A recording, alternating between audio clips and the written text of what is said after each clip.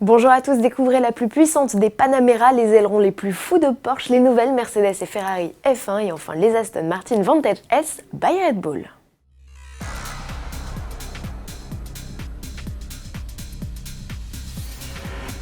Porsche frappe fort à l'occasion du Salon de Genève où l'on attend déjà deux surprises de taille, dont une version break de la Panamera. Le constructeur en annonce une troisième. Il s'agit de son deuxième modèle hybride rechargeable, une motorisation qu'il dédie toujours à la familiale de la gamme. Aux côtés de la 4E hybride, voici donc la Turbo SE hybride. Exit le V6, ici c'est le V8 qui est associé à un moteur électrique. L'ensemble revendique une puissance de 680 chevaux, c'est 218 chevaux de plus que la E hybride, une centaine de chevaux de plus que les classiques Turbo et Turbo S, et loin devant la potentielle concurrence, notamment la Mercedes classe E63 AMG S. Quant au couple, il culmine à 850 Nm, c'est tout simplement la plus puissante des Panamera de série.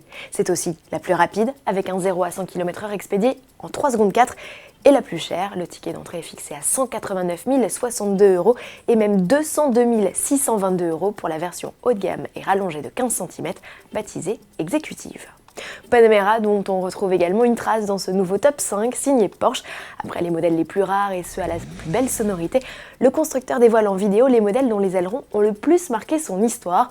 On y retrouve notamment celui rétractable de la Panamera, donc le plus abouti technologiquement, la mythique queue de canard de la 911 RS 2 litres 7, l'aileron très design de la 959 ou encore celui démesuré de la furieuse 935-78 dite Moby Dick, la 911 qui reste aujourd'hui encore la plus puissante de l'histoire avec ses 845 chevaux.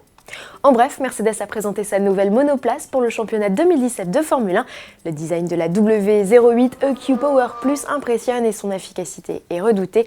Si l'écurie reste favorite, elle ne sait pas si elle conservera l'avantage avec le nouveau règlement technique qui a obligé les équipes à repartir de zéro. De son côté, c'est Ferrari qui a montré la SF70H. À l'inverse de la Mercedes, elle adopte un capot moteur en aileron de requin. Notons également la forme originale des prises d'air au niveau des pontons. Avec cette monoplace et son duo de champions du monde, Sébastien Vettel et Kimi Raikkonen, Ferrari espère revenir sur Mercedes. Pour découvrir la F1 du team Red Bull, deuxième force du championnat en 2016, il faudra patienter jusqu'au 26 février. En attendant, l'écurie lance avec Aston Martin une série spéciale sur les Vantage S. Versions V8 et V12 sont concernées. Aucune modification moteur, juste de l'esthétique avec des robes d'un bleu profond en référence à celle de la monoplace.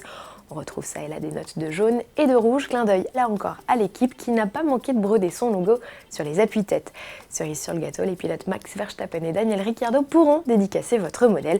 Avis aux intéressés, Aston Martin n'a pas dévoilé le prix mais annonce les premières livraisons au deuxième trimestre 2017. Je vous donne rendez-vous dès lundi 27 février pour découvrir le concept Peugeot du Salon de Genève et la toute nouvelle Ford Fiesta ST. Bon week-end à tous.